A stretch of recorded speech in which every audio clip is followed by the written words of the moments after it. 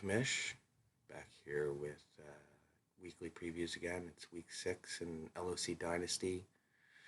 I know there's been a lot of talk on how competitive the LOC has been this year, and it definitely has been. But I think you look at Dynasty, and I mean, almost every team still has a chance. Obviously, I think the player movement will be a little bit more sparse in Dynasty, so it'd be really interesting to see how things go. Let's get right into it. The first matchup I have is myself, Agent Steel, sitting at 2-3, taking on Adrian and Orange Crush 3-2. Right now, NFL.com has the projection as a 12-point win for Adrian, and I'm still gonna hand this one over to Adrian. I had him originally picked. It looks like Herndon, he wanted to get him back. He might not be ready though, so that will obviously cause some lineup issues. Um, But ultimately, I think Mahomes versus Watson. This is going to be the matchup that we're both going to be watching. Obviously, he's got Mahomes. I got Watson. Watson put up over 60 last week. Maybe it's Mahomes' turn, but I think it's going to be a great matchup.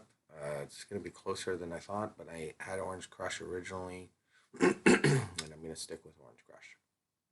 Next up, I got Sven and Curly Lamborghini taking on Sues and Zebras. Right now, the NFL.com has a 20-point edge for Sues in the projections, and I agree with that. I think Sues has had bad luck in Dynasty. She's put up a fair amount of points, but every team she's played against has put up the points. But I think this time she's going to take it. You know, I'm looking at Curly Lamborghini's lineup. He's got Jalen Samuels. He's going to be out a month. Tyreek Hill coming back, but we'll have to see how involved he's actually going to be. Where I look at Sousa's lineup, I think, Carson Wentz, he's been pretty good. He's got a tough matchup in mini, though. But I think the depth along the lineup, I think, is just a little bit better than Curly Lamborghini's. Lamborghini also has to look at Devontae Adams, see if he's ready to go, how healthy he is. So just too many question marks for Curly right now. I'm going to go with Zebras on this one. Next up, I got Matthew and Matsky's Marauders 3-2 taking on Doosan. Sabatica Spartans 3-2. NFL.com has Sabatica Spartans by 26 in the projections. And once again, I'm going to agree with NFL.com. I'm going Spartans in this one.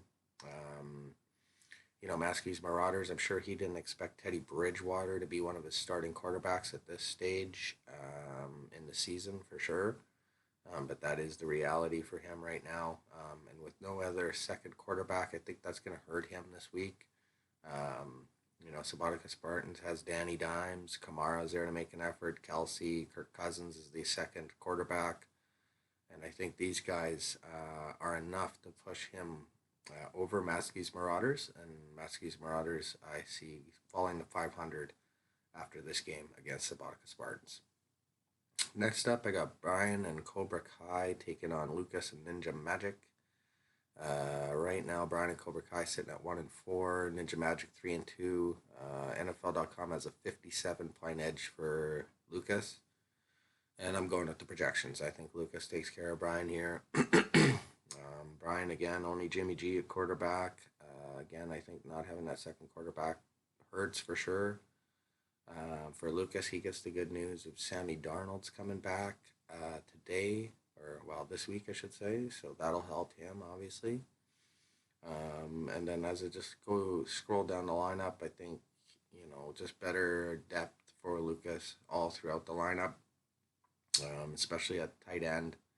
Although Brian does have Will Disley, that guy has been money, but I just think better depth and better defense, and Ninja Magic is well on his way to a 4-2 record and a 1-5 record for Brian. Next up, it's Sean and Philly Miracle Men taking on Stop Looking at My Peterman and Matt.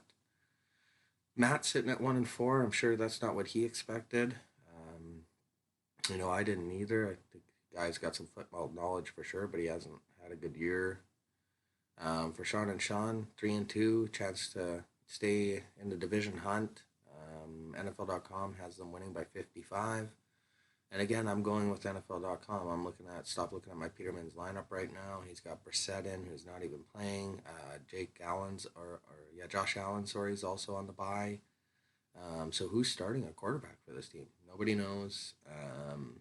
And all Philly Miracle Men know is they got Matt Stafford and also Kyle Allen there in Carolina. And when you add C-Mac, probably the best running back in the league, it doesn't look good for stuff looking at my Peterman. I don't care how many points Odell and Godwin put up. It's not going to be enough. And I think Philly Miracle Men is going to go 4-2 and stay in the hunt in that division race.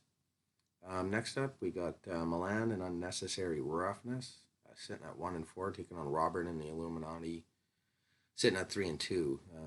NFL.com has this one tight. It's got a 6-point edge for Unnecessary Roughness. And I originally had Unnecessary Roughness to win this game. I'm concerned about it, but I'm going to stay with it. But I definitely think that Illuminati has a chance. I don't know about Mason Rudolph. It would be interesting to see if he actually plays after taking that heavy shot.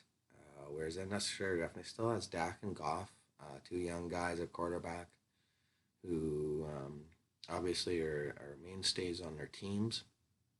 And, I look at the wide receiver depths, looking at the starting three for both teams. I just like Unnecessary Roughness as wide receivers better.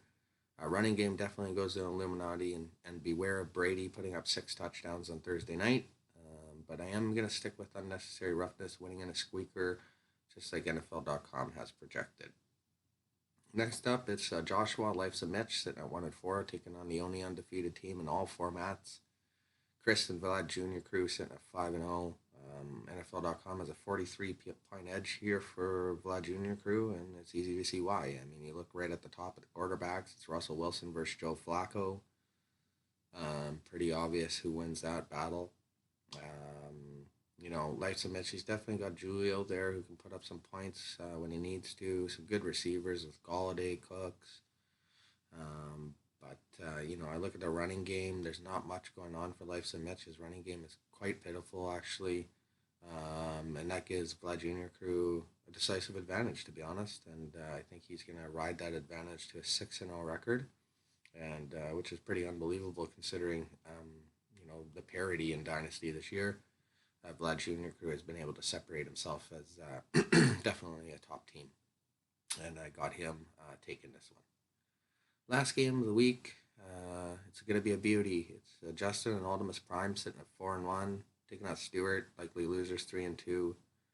NFL.com also has this one being very tight, 6-point edge for Ultimus Prime. And it's the only game that I'm going against the NFL.com projections. I'm actually going to go with Stewart and likely losers winning this one. I'm still not 100% sold on Lamar Jackson and his throwing ability for Ultimus Prime. I mean, I know he can put up points with his legs, but it'd be interesting to see how he responds. Again, likely losers has 2 quarterbacks dressed, which gives him an advantage in my opinion. Matty Ice, Marcus Mariota will be there. And then Ultimus Prime also has some injury problems with James Washington. He's going to be out for a while. So that'll definitely hurt his point production. There's no doubt about that. But obviously injuries are playing a huge role along with the buys during this point of the season. And Ultimus Prime, has Derek Carr on the buy, so that obviously hurts him being able to dress his second quarterback. And obviously some buys for both teams' defenses, so that's going to be interesting to watch. Also, Ultimus Prime lost Njoku to injury, which always hurts, especially at tight end key position. I got likely losers winning this one in a close one. I think it's a great game of the week. I think both teams are evenly matched, but it's the only one I'm going against the NFL.com projection. I hope you guys have an awesome week 6. I always love bringing you guys the previews, and sorry it's a day late here. Just things are getting busy at home, but hope you guys have a great week, and we'll see you next week.